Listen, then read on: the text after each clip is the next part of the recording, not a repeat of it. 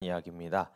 교회에 다니는 사람들, 그리고 예수님을 믿는 사람들은 가족, 가정을 어떻게 생각해야 될까? 이거에 대한 말씀을 우리가 나눠보겠습니다. 우리가 이제 이제 하우스 나눈다고 하거든요. 하우스는 어떤 물리적인 집을 뜻하고, 홈은 이제 감정적인 혹은 정서적인 집까지 포함하는 것을 홈이라고 한다고 합니다. 그래서 보통은 우리가 집을 묘사할 때는 쉬는 곳, 즐거운 곳, 행복한 곳을 연상하기도 합니다. 그래서 늘 즐거운 우리 집을 연상을 하는데요. 실제로 우리가 살아봤을 때 집이 늘 행복하기만 합니까? 아니죠. 아니요가 너무 크게 들렸는데, 그죠? 아니기도 합니다. 싸우기도 하고요, 다투기도 하고요. 어떤 때는 남보다 못하다라는 생각이 들 때도 가끔씩은 있을 수도 있습니다. 그래서 어떤 가정에 대한 로망이 있는 사람들은 그 격차 때문에 좀 실망을 겪기도 합니다. 그게 부모님에 대한 실망이 됐든, 자녀에 대한 실망이 됐든, 혹은 배우자에 대한 실망이 됐든, 이런 실망을 겪기도 합니다. 그래서 최근에는 가정에서 길을 잃어버리는 사람들도 종종 등장하곤 하는 것 같아요. 제가 별로 이렇게 선호해서 보는 프로그램들은 아니지만, 굉장히 그 이혼에 관련한 프로그램들, 그리고 어떤 뭐 재혼이나 아니면은 새로운 가정을 찾아서 떠나는 프로그램들이 굉장히 최근에 많아졌던 것들을 보면, 우리가 살고 있는 사회가 좀 그런 가정에 대한 시련을 겪게 되는 그런 부분들이 있는 것 같습니다. 근데 그렇다면 하나님은 이 완벽하지도 않은 가족을 우리에게 왜 부여하신 것일까 하는 의문이 생기는 거죠. 하나님이 우리를 사랑하시고 하나님이 사랑이 넘치시는 분이면, 우리가 살고 있는 가정도 그런 하나님의 사랑을 반영해야 되는 거 아닌가, 늘 행복해야 되는 거 아닌가, 이런 생각을 한단 말이죠. 특별히 교회에서는 이 가정을 하나님 나라의 축소판이다 이렇게 얘기를 한단 말이에요. 그러면 하나님 나라의 축소판인데 우리가 왜 가정 가운데서 어려움을 겪나 하는 것들입니다. 가정은 기본적으로 여보세요? 네. 가정은 기본적으로 하나님과 연합된 하나님의 성품을 반영한, 아니 하나님을 만날 수 있는 가장 기본적인 통로가 맞습니다. 근데 우리가 하나님을 연상할 때 가지고 있는 오해 중에 하나가 있다는 거예요. 이 가정을 통해서 하나님이 하고 싶어하는 말들이 있다는 거예요. 우리는 가정을 연상할 때 가장 먼저 하는 일이 뭐냐면, 이 가정으로부터 나에게 공급받는 것이 무엇인가 하는 것들을 먼저 의문점을 띄우게 됩니다. 근데 하나님은 가정을 통해서 무엇을 공급하고 싶어 하시냐면, 예수님이 우리를 통해서 부여하신 사랑이 무엇인지 알게 하는 것, 그것을 먼저 공급하고 싶어 하신다는 거예요. 근데 예수님의 사랑이 어떤 사랑인가 우리가 보면, 우리가 공급받고 싶어 하는 것과는 사뭇 다른 것들을 하나님은 제시하신다라는 거예요. 그게 뭐냐면, 예수님이 일생 동안 보여주신 그 사랑과 헌을 먼저 공급하는 것, 그것을 연습하는 것, 그것을 우리 가정을 통해서 먼저 이루고 싶어 하신다는 거예요. 우리가 하나님께 부여받은 가정이 행복하기 위한 제1원칙이 여기서부터 발생합니다. 다른 마이크로 할까요? 약간 조금 노는 것 같은데, 이 마이크가 13번입니다. 네. 그렇죠. 그래서 예수님께서 공급하고 싶어 하셨던 그 섬김과 사랑을 먼저 실천하는 것, 그것들을 통해서 우리가 행복감을 느끼는 것, 그것이 이 가정을 통해서 하나님이 이루고 싶어 하는 거라는 거예요.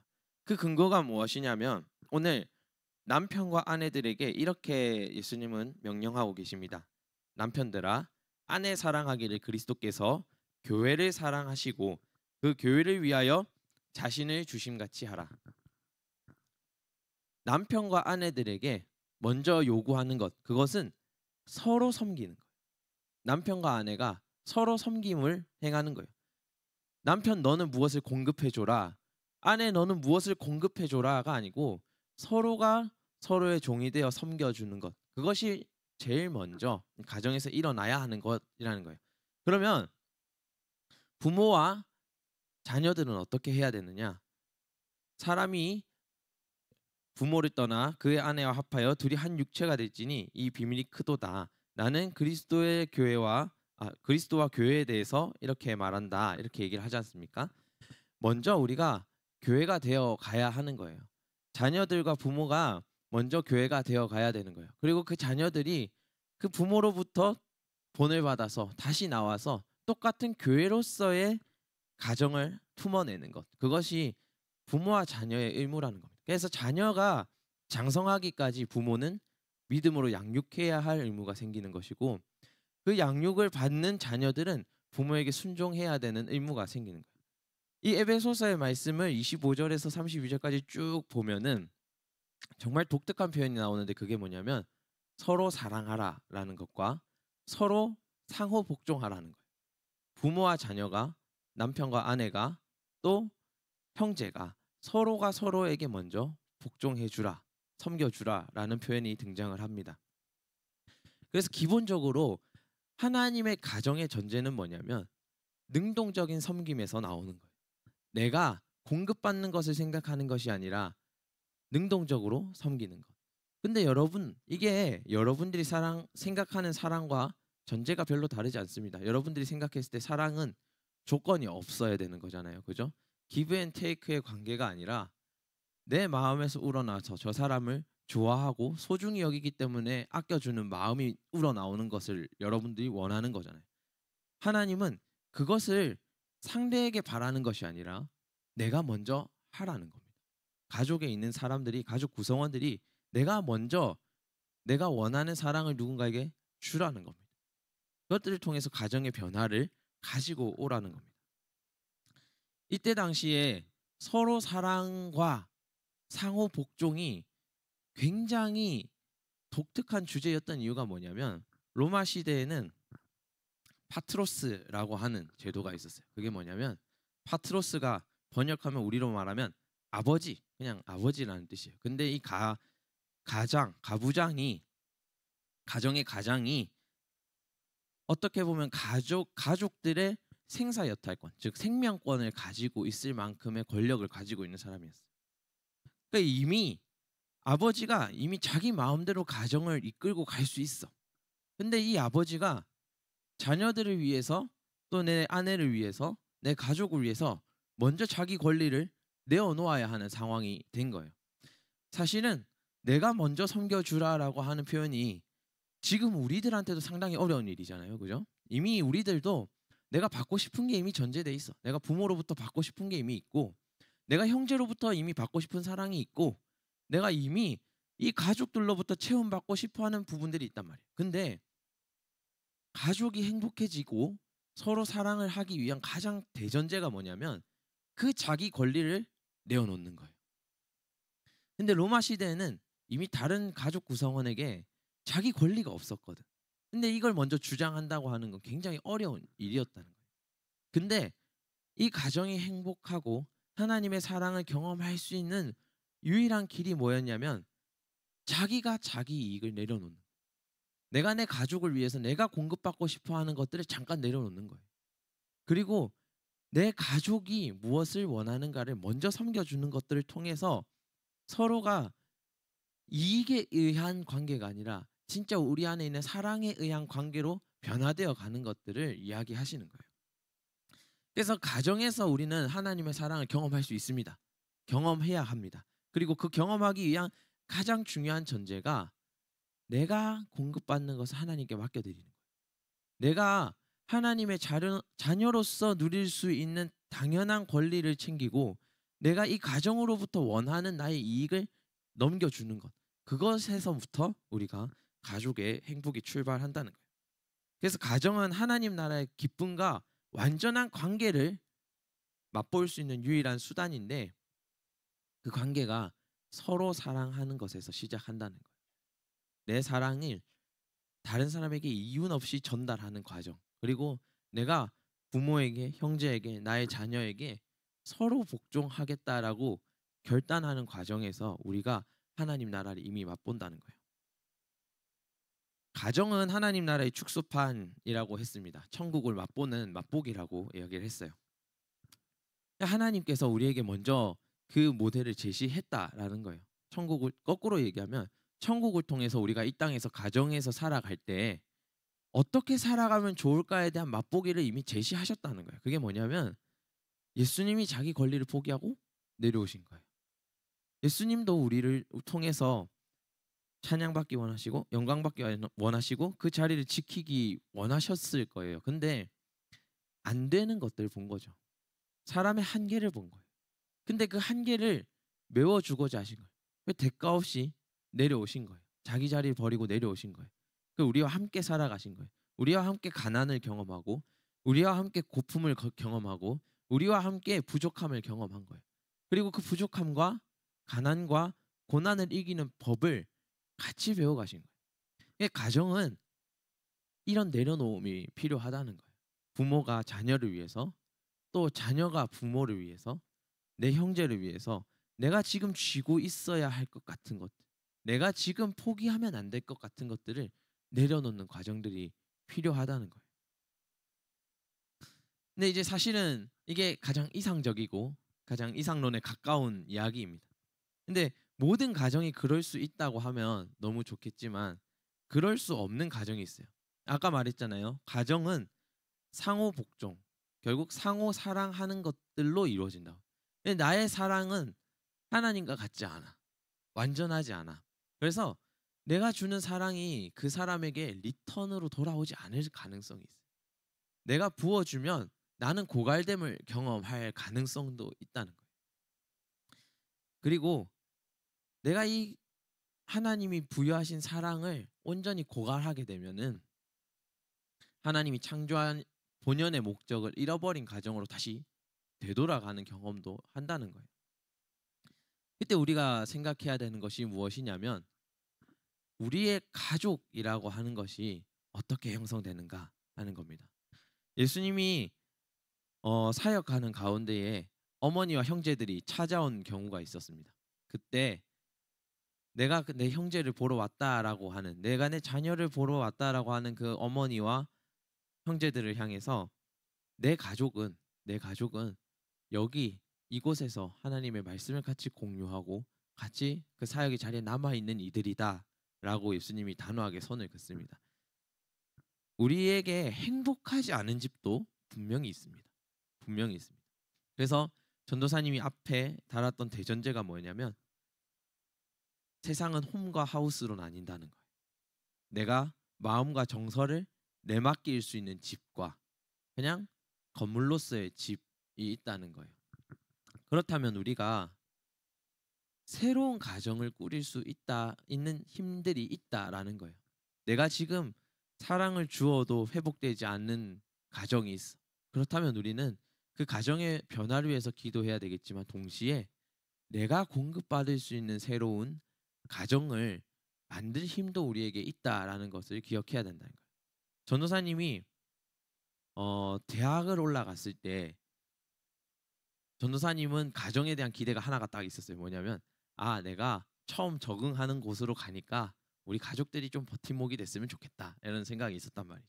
근데 대학을 올라가는데 우리 엄마가 내 동기가 되었어.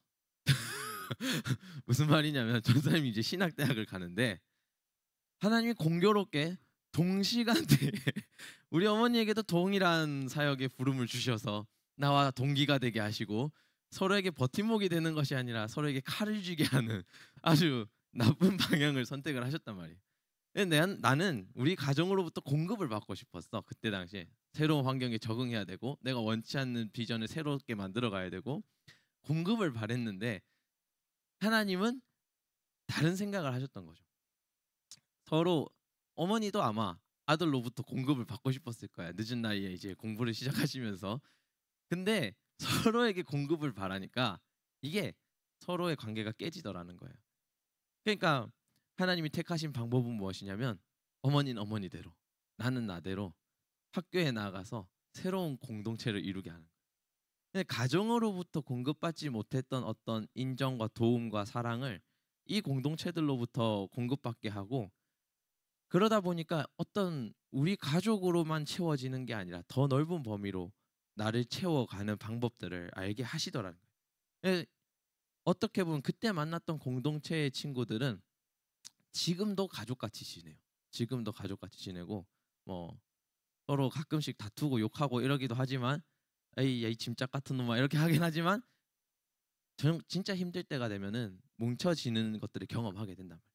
정말 큰일을 해야 될 때 뭉쳐지는 것들을 경험하거든요. 그러니까 새로운 가족을 만들 수 있는 힘을 우리에게 부여하셨다는 것들도 우리가 꼭 기억해야 되는 부분입니다. 교회를 우리가 하나님의 가족으로 표현합니다. 그래서 우리는 교회에서 모였을 때 형제 자매라고 표현하고 동시에 한 아버지인 하나님을 섬긴다라고 표현을 합니다. 완전하신 하나님 안에서 만들어지는 가정은 또 다른 피를 나눈 가정과는 다른 가정의 역할을 수행할 수 있다는 거예요. 그래서 여전히 우리한테 가정이 중요한 이유는 내 피부치이고 또 이들을 통해서 공급받는 부분이 분명히 있기 때문도 맞지만 동시에 이 가정은 거꾸로 얘기하면 하나님이 나에게 주신 내가 섬겨야 하는 공동체로 주신 걸 수도 있어요. 내가 그 섬겨야 하는 공동체 가운데 가정을 머무는 것도 중요하고 또 나와서 나에게 공급해주는 새로운 가정을 만들어가는 과정도 여러분들에게 중요하다라고 하는 겁니다. 그래서 가정이 우리에게 주신 가장 소중한 선물임에도 우리가 어려움을 가지고 있잖아요. 근데 그 어려움에 머물지 않고 우리가 어떻게 그 하나님이 주신 가정의 개념, 가정의 능력을 확장해 나갈지 고민하는 것. 그것도 여러분들에게 굉장히 중요한 숙제라는 겁니다. 그래서 가정은 여전히 우리에게 천국의 예고편과도 같습니다. 근데 그 가정의 모습이 각 사람에게 어떤 모습이냐는 다를 수 있다는 거죠. 그리고 그 가정의 모습을 어떻게 변화시켜 나갈 것이다라고 하는 능력이 여러분들 개개인의 잠재 능력 안에 있다라는 겁니다. 가정이 천국이 되는 일은 사실 가정 구성원 모두가 해 나가야 되는 겁니다. 근데 그 시작은 나로부터 시작될 필요가 있다는 겁니다.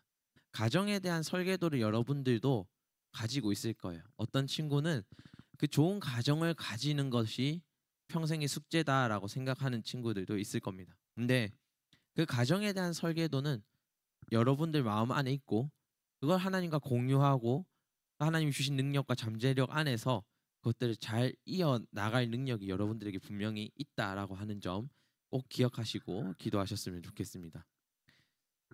가정을 행복하게 하는 법, 그 근본은 예수님께 하든 내가 먼저 섬기는 것입니다. 그리고 동시에 그 예수님으로부터 이 가정이 변화됨을 경험하는 것입니다. 그리고 그것을 경험했을 때 우리는 그 가정을 행복하다라고 표현을 할 수 있을 것 같습니다. 제가 아버지랑 사이가 진짜 안 좋았어요. 엄청 안 좋았어. 어느 정도였냐면 그것도 물론 이제 교회 때문이긴 해. 근데 이제 아버지가 언젠가 한 번은 이렇게 말을 듣지 않을 거면 너 집에서 나가! 이랬거든. 내가 그래서 좋아요! 하고 나갔어. 그래서 그 뒤로부터 아버지랑 한 1년을 말을 안 했어. 말을 별로 안 하고 심지어는 내가 아버지랑 거의 드자비 하던 수준까지 이제 하는 그런 상황이었고 언제 아버지가 나한테 화를 내시더라고. 근데 난 그게 불합리하다고 생각했거든. 그래서 내가 화를 내다가 너무 성질이 나서 내가 내 성을 못 이겨가지고 그 마비가 와서 쓰러졌었어. 그 정도로 관계가 엄청 안 좋았어요. 성질이 더러웠지 그때는. 그래서 아무튼 그 정도로 이제 사이가 안 좋았었는데 내가 그 하나님을 만나고 나니까 바뀌는 부분이 생겼어. 뭐냐면 아버지가 약간 불합리해도 이해할 수 있는 능력이 나한테 생겼어. 그리고 옛날에 아버지가 했던 말 중에서 틀렸다고 생각했던 말들이 맞다고 바뀌는 부분들이 생겼어. 내가 하나님을 만나고 하나님의 능력을 힘입어서 가정을 꾸려 나간다고 하는 거는 나의 변화가 가장 먼저 선제돼야 되는 걸 수도 있다라는 거예요. 그러고 나니까 우리 가정이 굉장히 많이 행복해지고 대화가 많아지고 이랬거든요. 그래서 내 고3 시절이 가장 어려웠을 수도 있는데 내가 생각했을 때 내가 고3이었던 그 시절이 가장 안정감을 많이 느끼고 수험 생활을 했던 그런 때였던 걸로 기억이 듭니다. 골로새서 말씀에 이렇게 나와 있습니다. 무슨 일을 하든지 마음을 다하여 주께 하듯 하고 사람에게 하듯 하지 말라. 이는 기업의 상을 주께 받을 줄 아나니 너희는 주 그리스도를 섬기느니라.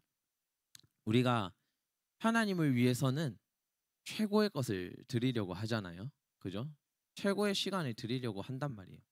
우리가 안 되는 것들을 미뤄가면서도 그런 헌신을 하려고 한다는 거예요. 근데 동시에 하나님이 우리에게 부여하신 가정에도 똑같은 역량을 발휘해야 된다는 겁니다. 예전에 제자 훈련 때 그 얘기를 했는데 우리가 믿음 생활을 할 때 하나님이 부여하신 것들이 여러 가지가 있어요. 교회뿐만 아니라 학교, 가정, 그리고 내가 어떤 맡은 역할을 담당한 곳이 있단 말이죠.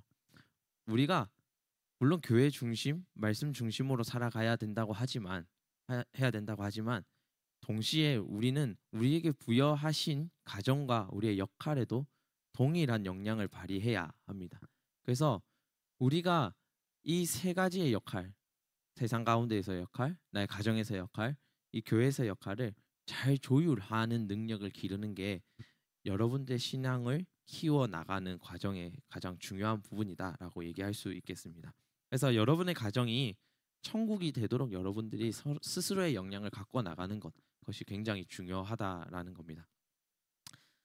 그리고 가장 중요한 부분은 그런 능력을 기를 수 있게 하는 방법이 뭐냐면 내가 늘 하나님과 동행하기 위한 연습을 하는 거예요.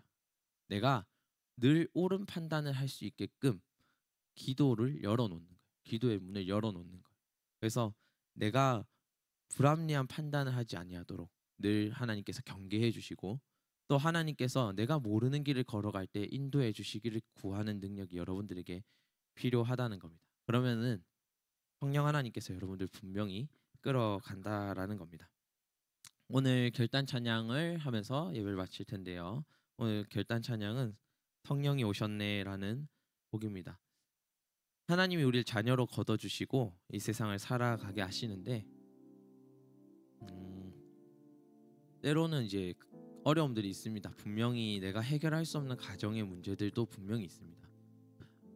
특히나 우리는 아직 어리기 때문에 그 가정의 어떤 흐름을 컨트롤할 수 있을 만큼의 능력이 없거든요.